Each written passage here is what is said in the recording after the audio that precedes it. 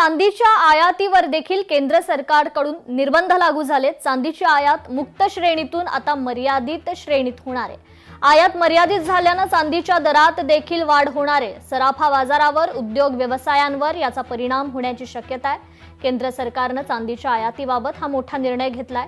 आयात शुल्कात वाढ झाल्यानंतर आता चांदीची आयात मुक्त श्रेणीतून मर्यादित श्रेणीत टाकण्यात आली आहे। त्यामुळे भारतीय सराफा बाजारासह विविध उद्योग व्यवसायांवर परिणाम होण्याची शक्यता व्यक्त केली जाते। विशेष म्हणजे चांदीची आयात मर्यादित झाल्याने आगामी काळात चांदीच्या दरात आणखी वाढ होऊ शकते, असं मत सराफा व्यावसायिकांनी व्यक्त केलंय।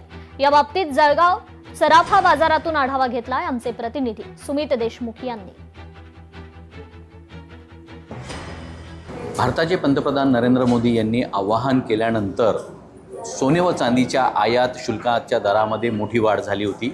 मात्र त्यानंतर आता चांदीच्या आयातीवरती निर्बंध या ठिकाणी लावण्यात आलेले आहेत। या चांदीवरती आयात निर्बंध लावल्यामुळे काय परिणाम होतील, याचा ग्राहकीवर आणि व्यवसायावर त्याचा काय परिणाम होईल हे जाणून घेण्यासाठी आपल्यासोबत आकाशजी भंगाडे आहे। आता जो इंडियन रुपी होता तो वीक होत होता, तो स्ट्रॉंग करण्यासाठी पहिलेच इंडियाने सोने आणि चांद्याच्या आयातवरती कस्टम ड्युटी ही जी पहिले 6% होती 15%वरती केलेली होती। पण आता कुठेतरी चांदीचे इम्पोर्ट्स जे आहे हे कंट्रोल करण्यासाठी गव्हर्नमेंटने आता स्पेशल इम्पोर्ट लायसन्स हे घ्यायला लावलं आहे। म्हणजे प्रत्येक इम्पोर्ट करताना एक स्पेशल परमिशन ही लागणार आहे। म्हणून त्याच्याने चांदीची जी आयात जी व्हायची ही कमी होणार आहे। हो, ऑफकोर्स इंडस्ट्रियल यूज चांदीचा खूप आहे। ज्वेलरी जेवढी विकली जाते त्याच्यापेक्षा जास्त इंडस्ट्रियल यूज चांदीचा जास्त आहे।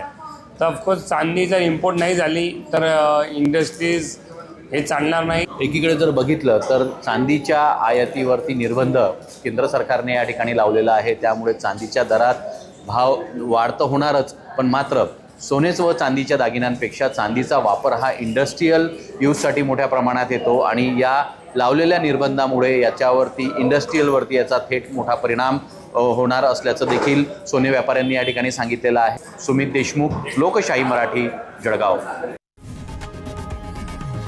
लोकशाही मराठी, ऐका, पहा, जागरूक रहा।